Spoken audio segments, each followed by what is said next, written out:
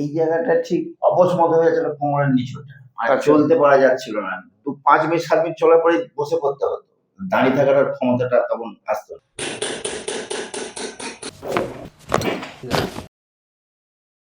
না, এখন কোনো অসুবিধা কিছু নেই।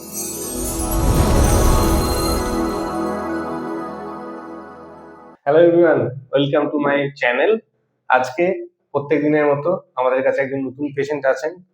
ওনার সমস্যা ছিল, ওনার বাঁ হিপে একটা পেন ছিল এবং ওনার বাঁ হিপটা ভালোভাবে কাজ করতো না।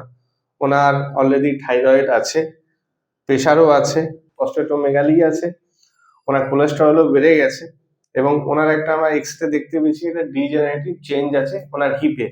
তো আপনার সমস্যাটা কি হচ্ছিল যদি একটু খুলে বলেন। এই জায়গাটা ঠিক অবসমত হয়ে যাচ্ছিল কোমরের নিচুটা, আর আচ্ছা। চলতে পারা যাচ্ছিল না। তো 5 মিনিট 7 মিনিট চলার পরে বসে পড়তে হতো। দাঁড়িয়ে থাকার আর ক্ষমতাটা তখন আসতো না।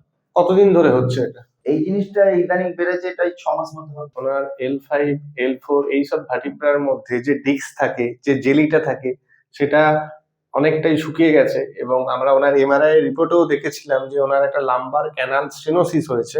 সেই জন্যই ওনার দুটো পা বরাবর একটা ব্যথা নামছে। আমরা ওনাকে টোটাল 3 দিন ট্রিটমেন্ট করেছি। আমরা এই ভিডিওতে সেটা প্রেজেন্ট করব। তার আগে আমরা জেনে নেব ওনার এখন ব্যথা যন্ত্রণা কেমন আছে। এখন তো অনেকটাই হালকা, অনেকটাই ফ্রি আছি। কতক্ষণ আপনি দাঁড়িয়ে থাকতে পারেন, কতক্ষণ হাঁটতে পারেন?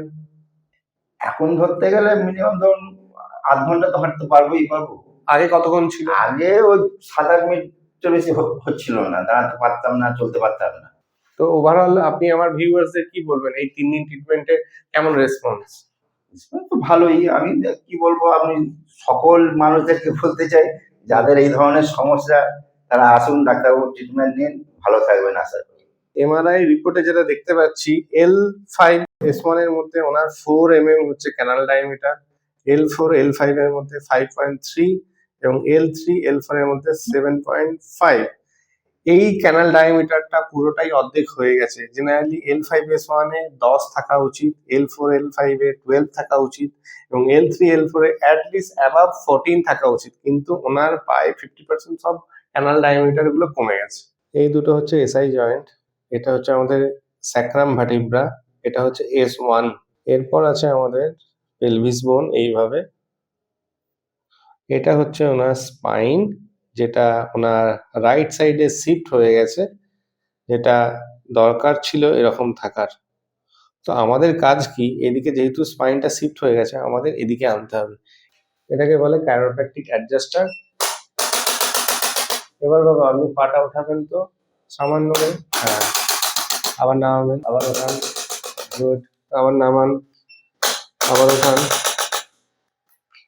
আবার গুড।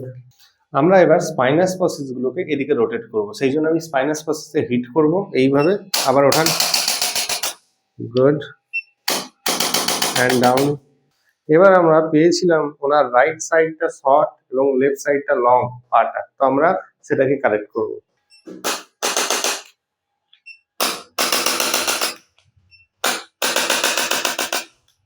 এবার এই পাটা যেহেতু ওনার বড় আছে সেই জন্য আমরা ছোট করব।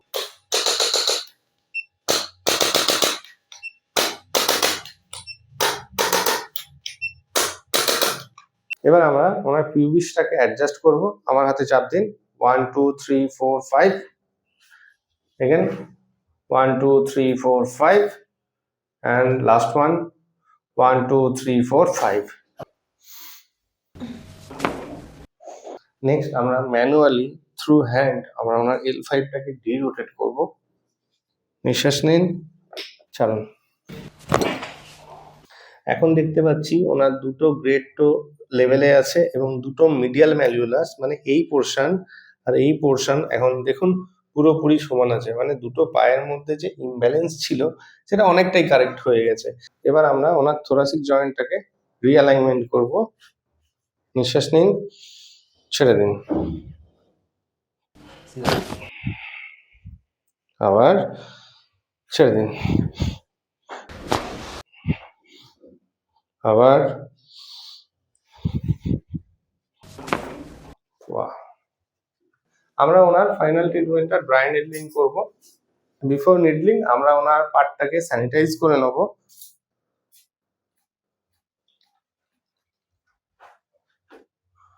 তারপর আমরা 50 mm একটা নিডল ইনসার্ট করব, যাতে ওনার কোয়াড্রিটাস লাম্বোরাম এবং ইরেক্টাস স্পাইনি গ্রুপটা রিলিজ হয়, ওনার রাইট সাইডের যে পেনটা হচ্ছে সেটাও যাতে কমে। বাবা যদি ব্যথা লাগে বলবেন, হ্যাঁ? খুব ব্যথা লাগলো? না, থ্যাংক ইউ। সবাই কিন্তু নিডলে ভয় পায়, এই জন্য আমার কাছে দেখাতে আসে না।